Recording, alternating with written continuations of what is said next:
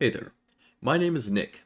I'm here to talk about changing paths and the need for positive change. The reason that I chose the word patasonomy is to represent the different paths that can be taken and the rules and laws that are around them.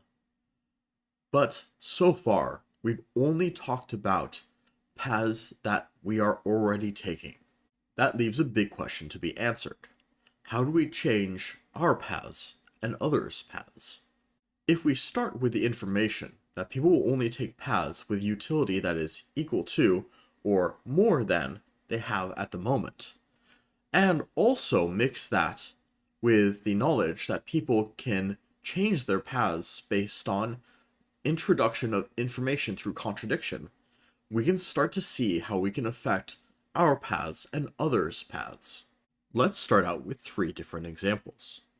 The first one is a change in tangibility. If we present a world state that is new, we need to provide one that is also potentially more beneficial than the state that's happening now or the state that the path would generally lead towards. The second is a change in marginal utility, where marginal means a change within a discrete time frame. We have to present evidence that the utility of the world state someone knows is significantly salient and different from what they were expecting. The last is a change in optimization. We are proposing that there is a change in signals needed, whether it be removal, update, or addition of one or more signals. That also brings up the question of cost or effort needed.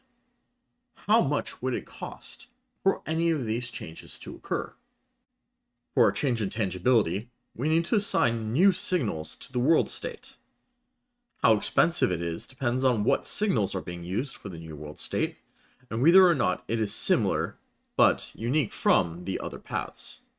For a change in marginal utility, we need to have access to the world state multiple times so that the process readjusts the world state naturally to its newly represented utility. For a change in optimization, all paths need to add the signal or change the signal for their world state. This is incredibly costly and requires prior world state paths to be updated to fit this new optimization. However, the more necessary it is to have a repeatable outcome, the more the benefits outweigh the cost of doing this change. How can these changes be used? For trying a new food, for example, you'd want the signals to be aligned as much as possible with food that already tastes good. The farther the signals deviate from this, the more cost it will take to get to this tangible outcome. For learning how to no longer fear spiders, we need to reassign the world state of seeing a spider back to some neutral outcome.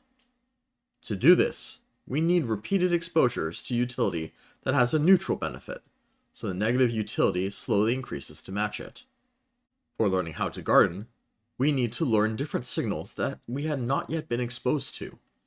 If we do not believe that this will sufficiently change how our gardening fares, then the motivation to change a well-known process to something different starts to go to waste.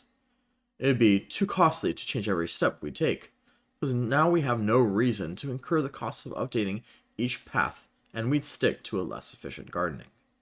As a reminder, per the model, if you want to try something new, you should make sure that all the signals that you have for this unexperienced experience lines up with something that provides you already with good utility. If you want to change the utility for an already tangible world state, you need to be exposed to that world state with a different utility that is in the direction that you'd want to change your already tangible world state towards.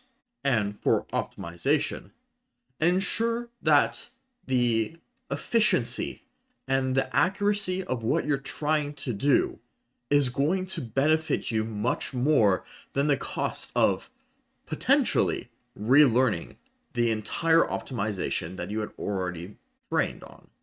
Thanks for watching. We're coming close to the end of Patasonomy series, and I hope that you've enjoyed it so far.